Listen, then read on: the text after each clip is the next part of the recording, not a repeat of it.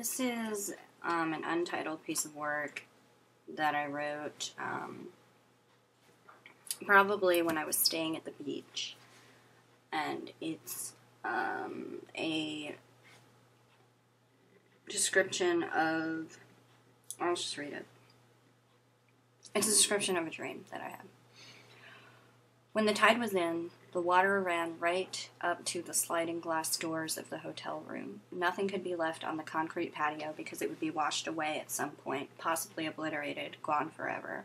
Inside the room, there were 2 twin beds being shared by a 50-year-old woman and 2 20-year-old twins. The carpet was normal. On the wall, Trish, the 50-year-old, had tacked thin posters of different countries she'd been to. There were 12 posters, and they pretty much covered all of the wall space. The female twin cried every day in the evening. Her name was Susan, and she didn't know what she was supposed to do, so she cried. Joris, her brother, was almost never in the room, except to sleep on the floor at night. Sometimes he'd hear the thunderous pouring of water against the glass in the middle of the night and look up from his body and stare at the window, but it was all darkness. The hotel was sometimes completely submerged under water.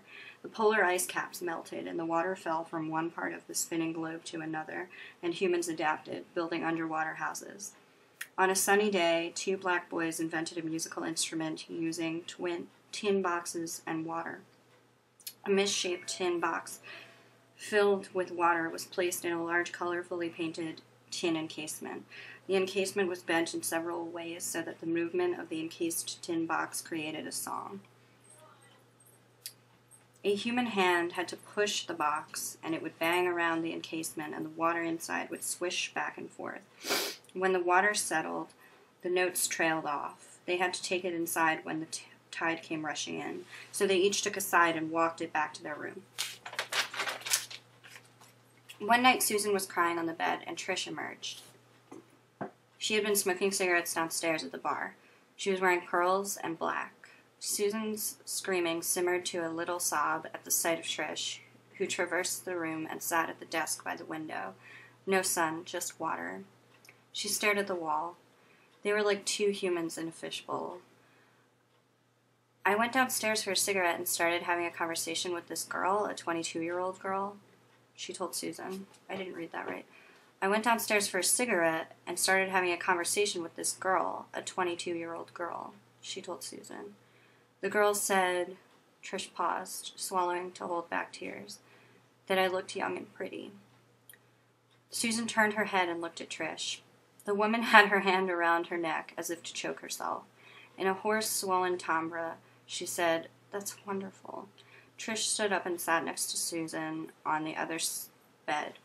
This was how they talked on either bed inside the fishbowl at night. No, it's not, Trish said. No, it's not, Trish said. She couldn't believe how stupid Susan was. She thought Susan probably never thought anything. I'm trying to look old. We all are, Tom, the kids, Sally, because we are all going to die. 2 hot tears left Susan's red eyes and ran down her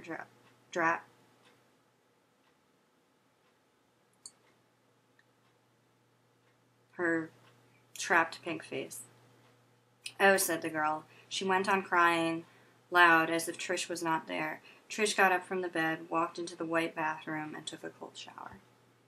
I don't like the end.